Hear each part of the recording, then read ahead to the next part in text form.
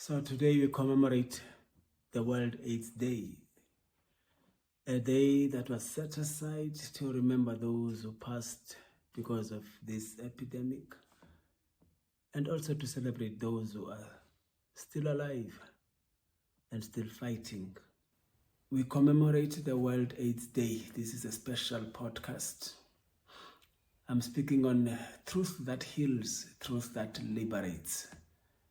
Today we pause, not for ceremony, not for another theme on another calendar, not for the performance of a remembrance or the choreography of political speeches. Today we gather for truth, because truth is medicine, truth is freedom. Truth, when spoken without fear, is the seed of revolution.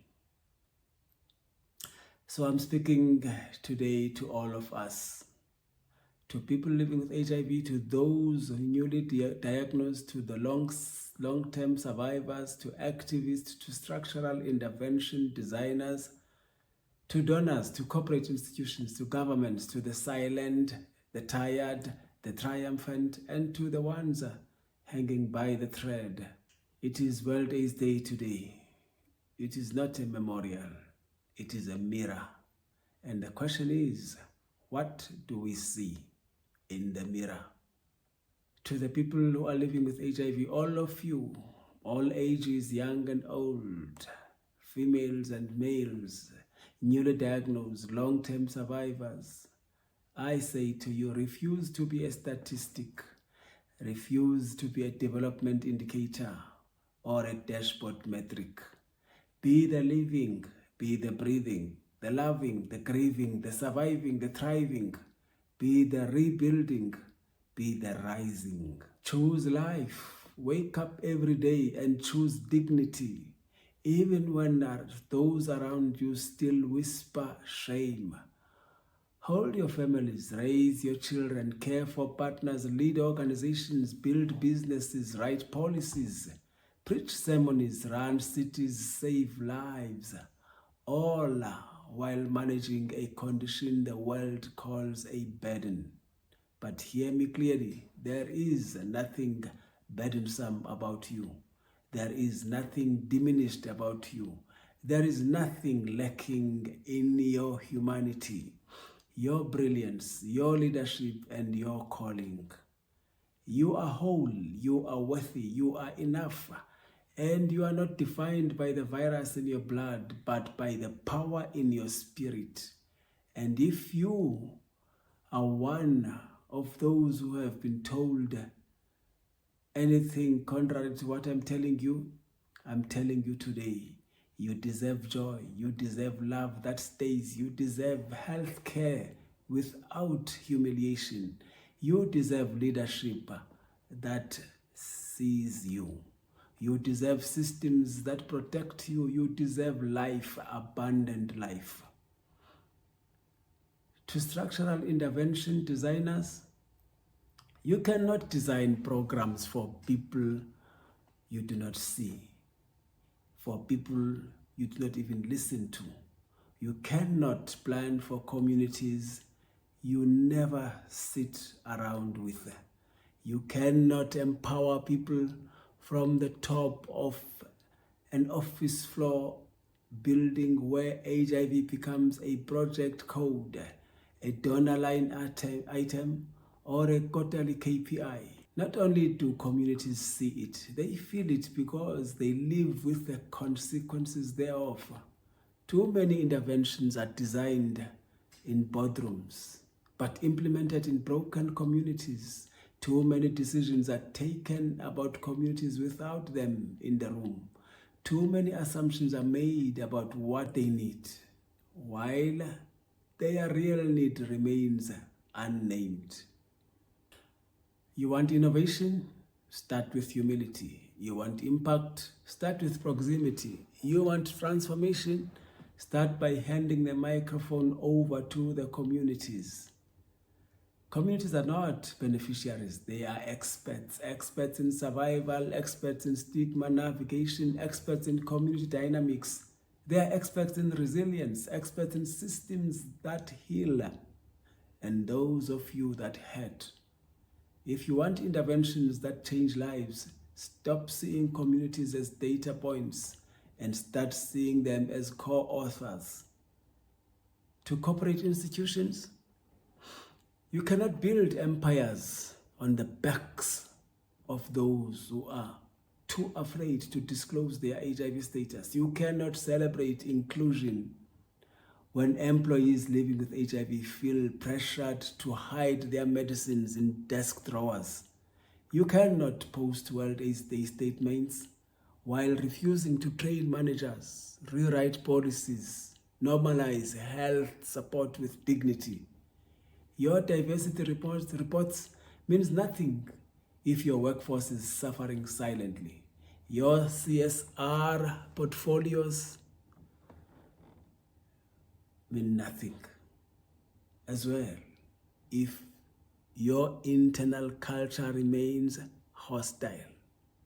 Your brand reputation means nothing if you are building it on the fear of your people. Do you want to be part of HIV response? Start inside your walls, because HIV stigma in the workplace is a pandemic of its own, and it persists because silence feels safer than truth. Change that. Model change, model accommodation, model respect, model humanity. To the governments, here's the truth you rarely hear. People do not need more conferences. They do not need more slogans. They do not need more committees, summits, or task teams that never meet anyway. People need water, electricity. People need clinics that function. People need medicines that do not stock out and nurses who do not shout. People need cities without corruption that swallows budgets. People need transport to care centers that do not cost half a month's grant. People need data systems that speak to each other. People need policies that live outside PowerPoints and inside communities. Here's your ironies. You promise universal health coverage, then give universal waiting lines. You promise stigma reduction, then allow discriminatory laws to stand. You promise equality, but when funding shrinks, it is the poorest, the furthest, the youngest, the most marginalized who lose first. Governments, people need leadership. You are not failing simply because HIV is complex. No. You are failing because political will is inconsistent. People don't need perfection. They need leadership. Leadership that listens, leadership that accommodates, leadership that is accountable, leadership that is ethical and that is human. A truth that decolonizes sounds like this. For decades, Africa has been treated as the patient, the subject, the field site, the beneficiaries, the target population. The era must end. That era is said. We are not the field. We are the thinkers. We are not the beneficiaries. We are the architects. We are not the recipients. We are the authors. We are not the objects. We are the narrators. Narrators of our own stories. Decolonization is not a slogan. It is a shift in power. Whose voice counts, whose life is valued, and whose story is told. Whose expertise is funded, whose vision guides the interventions that affect millions. A liberated HIV response is one where communities are not at the margins of decision-making, but at the center, where lived experience is not an anecdote, but a methodology, where our narratives are not evidence gaps, but the evidence itself. To the people living with HIV, your agency is not given by systems. It rises from within. Your diagnosis does not strip you of your power. Your journey is not a detour. Your life is not a footnote in global health debates. You are sovereign You are a sovereign soul, capable, competent, called and chosen. You are complete in who you are, and you are carrying wisdom the world needs. Agents is not noise, it is alignment. It is choosing life, choosing healing, choosing purpose, choosing love, choosing yourself. Even when the system fails you, even when stigma surrounds you, even when you walk alone. So today we call each other higher.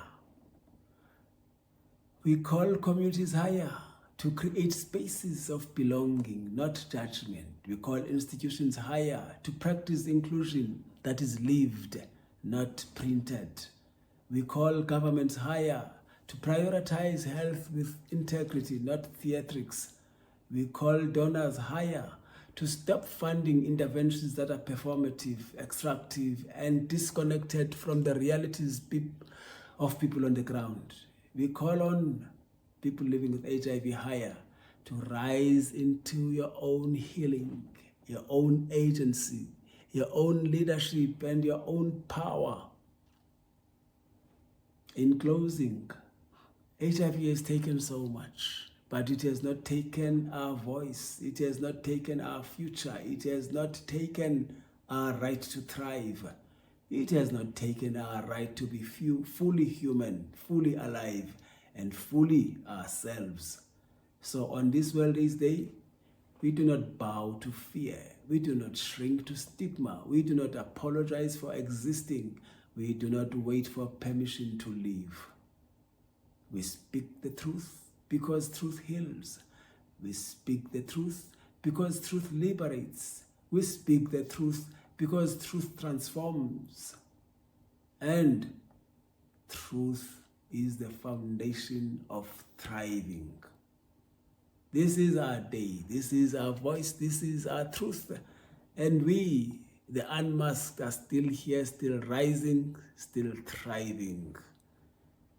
Till we meet again.